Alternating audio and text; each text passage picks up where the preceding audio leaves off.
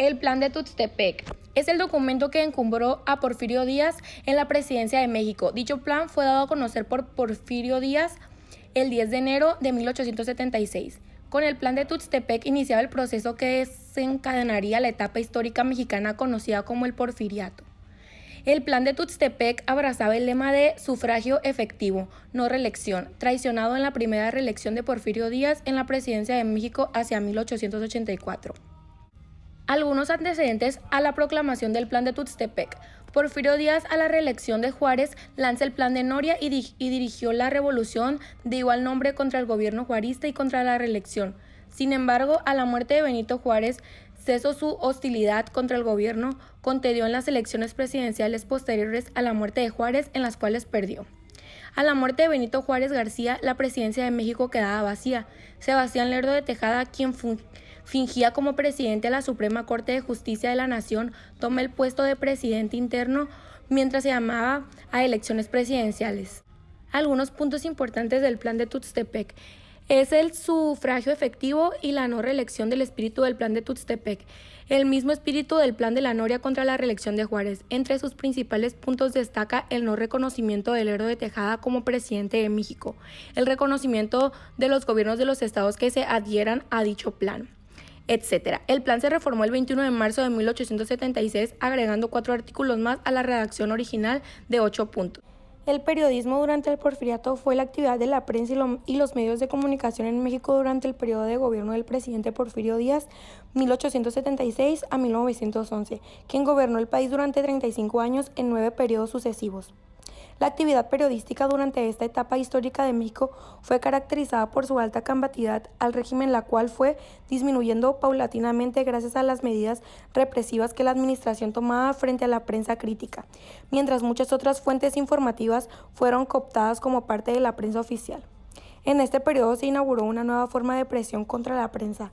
Hasta entonces desconocía la eliminación por la presión económica. La prensa empezó a concebirse como empresa. Se inició el abaratamiento y la popularización real del periódico. Aspectos económicos del Porfiriato. Aspectos económicos durante el Porfiriato. Durante el periodo del Gran Porfirio Díaz estuvo al mando del país. La economía de este se vio beneficiada gracias a que Díaz se propuso impulsar la agricultura, comercio, minería, industrias, obras públicas, vías de comunicación, arreglar la deuda externa y el crédito financiero, social y político del país, que alcanzó durante su gobierno un prestigio sin precedente. El plan de Díaz se basó en el gran lema Orden y Progreso, el cual consistió en otorgar concesiones a los inversionistas extranjeros, dando como resultado que gran parte de la economía de esa época era otorgada por dinero extranjero, dándole mayores beneficios a ellos. México tuvo un gran crecimiento económico nunca visto, pero el desarrollo favoreció desproporcionadamente a los pocos mexicanos y extranjeros que tenían dinero para invertir. Extensiones enormes de tierra deshabitadas fueron compradas por esa poca gente, la cual se hizo dueña de propiedades inmensas, llamados latifundios. De acuerdo a todo eso, se puede decir que sí existe una característica buena durante la época del Porfiriato, es la prosperidad económica que tuvo el país. En primera instancia, tuvo que ver con la expansión de actividades primarias. Se abrieron nuevas zonas de cultivo, se explotaron grandes extensiones de bosques y las minas recibieron millones de dólares en maquineras e instalaciones que permitieron explotar nuevos minerales como el cobre o antiguas vetas. El aspecto político del Porfiriato. En el Porfiriato la política se aplicó de tal manera que todo quedaba subordinado al presidente Porfirio Díaz. En su primer periodo, asesorado por su amigo Justo Benito, Díaz se acercó al Congreso y llevó una política conciliadora. Promovió la no reelección, principios de sus levantamientos, y en 1880 se dio el poder a su compadre Manuel González. En sus siguientes mandatos, Díaz se enfocó a pacificar el país y pactar con grupos conservadores y con el clero para poder mantenerse en el poder. Incluyó a viejos lerdistas como Manuel Romero Rubio, su suegro, e incluso a imperialistas como Manuel Dublán en su gabinete. Díaz pacificó al país y no tuvo piedad en disolver rebeliones, siendo en todo momento apoyado por los rurales y la política secreta.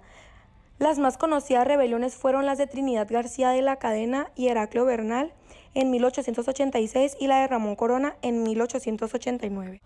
Los diputados, senadores, magistrados y jueces eran electos por Porfirio Díaz.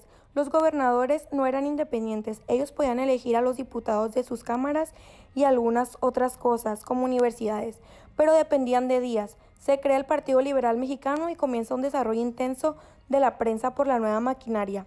Los periódicos que criticaron al régimen fueron reprendidos. Por ejemplo, Filomeno Mata, director de El Diario del Hogar, estuvo preso tantas veces que contaban que el domicilio que daba e imprimía era el de la cárcel de Belén. Los cuerpos rurales se encargaban de aplastar violentamente todo rasgo de rebelión que apareciera en el país. Así sucedió con los yaquis de Sonora y con los mayas en Yucatán.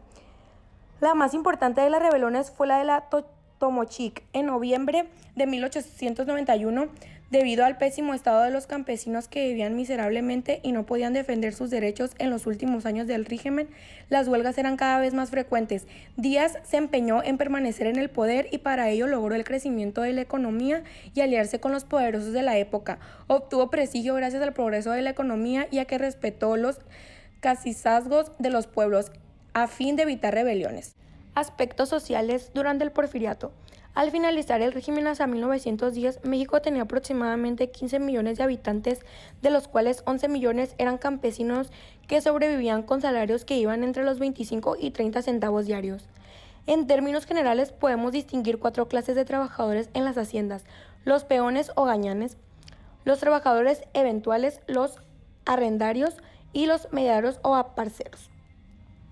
Yucatán y el Valle Nacional Oaxaca como peor centro de esclavitud en México. Por un lado tenemos a la Ciudad de México compitiendo en belleza con las mejores ciudades europeas, y en el sur, como ya se ha mencionado, podía haberse hecho pasar por otra nación.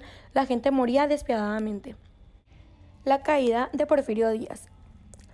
Anauda a la derrota del ejército porfirista en el norte del país y al crecimiento de los movimientos populares en diferentes regiones, la resistencia social en la Ciudad de México jugó un papel decisivo en la caída de Díaz, el 25 de mayo de 1911. Igual que hoy, el pueblo resentía los abusos de un gobierno que, apoyado en la fuerza de las armas, lo explotaba en beneficio de los grandes intereses económicos.